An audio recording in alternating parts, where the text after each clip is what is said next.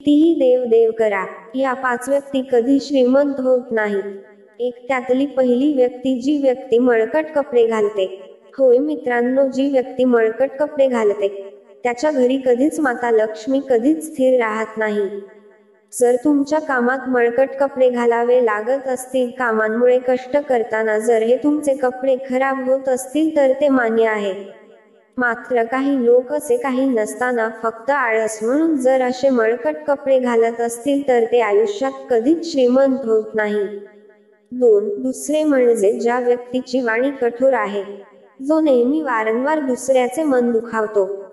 ज्याच्या तोंडून जर नेहमीच शिव्या बाहेर पडतात, दुसऱ्याचे मन नेहमी तो दुखावतो, अशा कठोर वाणीचा व्यक्ती कधीही श्रीमंत होत नाही.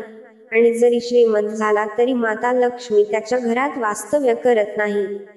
3. तिसरी व्यक्ती, जी सूर्य उगवण्यापूर्वी उठत नाही. सकाळी सूर्य उगवण्यापूर्वी आपण उठावे. जो व्यक्ती सूर्योदय झाल्यानंतर उठतो तो कधीच श्रीमंत होत नाही. जी गोष्ट सूर्योदयाची तीच गोष्ट सूर्यास्ताची. जो व्यक्ती सूर्यास्तासमयी झोपलेला असतो असे व्यक्ती कधीच श्रीमंत होत नाही. कारण सूर्यास्तानंतर आपल्या घरात माता लक्ष्मी येण्याची वेळ असते, म्हणून आपण ह्यावेळी झोपू नये. 4. चौथी गोष्ट म्हणजे ज्या व्यक्ती रात्री झोपण्यापूर्वी पाय न धुताच झोपतात.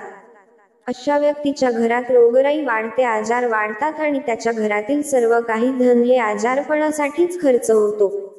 तुम्हाला याचा अनुभव आला असेल मित्रांनो. स्वच्छता अभियानाअंतर्गत भारत सरकारने देखील अनेक उपक्रम राबवले आहेत. हिंदू धर्मशास्त्रानुसार देखील जो व्यक्ती पाय न धुता झोपतो त्या घरात त्या व्यक्तीच्या आयुष्यात आजारपण येते. 5. पाचवी गोष्ट म्हणजे जी अत्यंत महत्त्वाची गोष्ट आहे, जी चूक खूप लोक करतात. मित्रांनो, डोक्याला तेल लावल्यानंतर उरलेले तेल हे अन्य अवयवांवर लावते किंवा चोळते, त्या व्यक्तीच्या जीवनात सुद्धा माता लक्ष्मीचे स्थान राहत नाही. मित्रांनो, आपल्याला सवय असते की तेल लावताना आपण उरलेलं तेल हे आपण हातापायाला लावतो, परंतु हिंदू धर्मशास्त्रात अशा व्यक्तीच्या जीवनात कधीही धन येत नाही. मित्रांनो, जर तुम्हाला हा व्हिडिओ आवडला असेल तर व्हिडिओला एक लाईक करायला विसरू नका.